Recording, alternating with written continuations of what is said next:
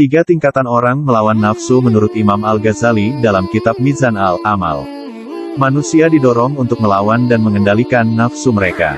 Usaha manusia dalam melawan hawa nafsu tentu saja bermacam-macam, tergantung kemampuan dan kekuatan iman.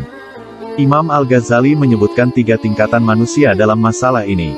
Pertama, seseorang yang sepenuhnya dikendalikan oleh nafsunya dan tidak dapat melawannya dengan cara apapun.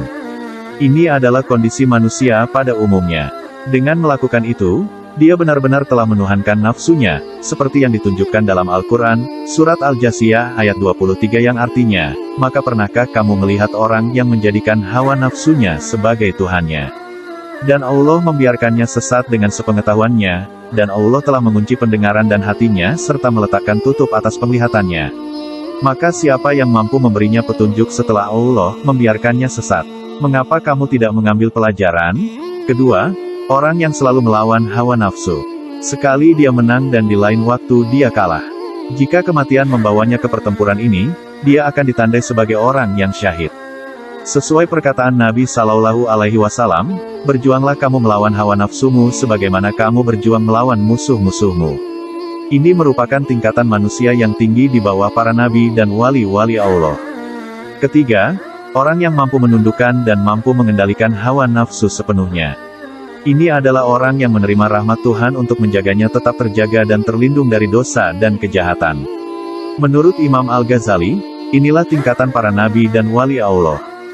Menurut Imam Al-Ghazali, dalam melawan hawa nafsu, manusia harus ekstra hati-hati dan senantiasa waspada agar tidak tertipu.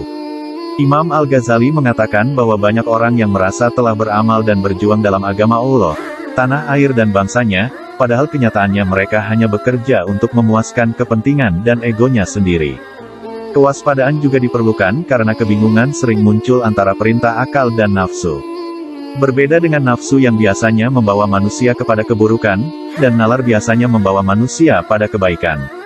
Namun, ada kalanya kita merasa tidak yakin dan tidak mampu mengenali dan mengambil keputusan. Dalam situasi seperti itu, Imam Al-Ghazali menganjurkan cara, yaitu memihak dan memilih sesuatu yang sulit daripada sesuatu yang menyenangkan. Alasannya karena kebaikan biasanya membutuhkan kerja keras dan pengorbanan, sehingga terkesan sulit dan membosankan. Dari Anas bin Malik radhiyallahu anhu bahwasanya Rasulullah shallallahu alaihi wasallam bersabda, surga itu diliputi perkara-perkara yang dibenci oleh nafsu dan neraka itu diliputi perkara-perkara yang disukai nafsu. Hadits riwayat Muslim.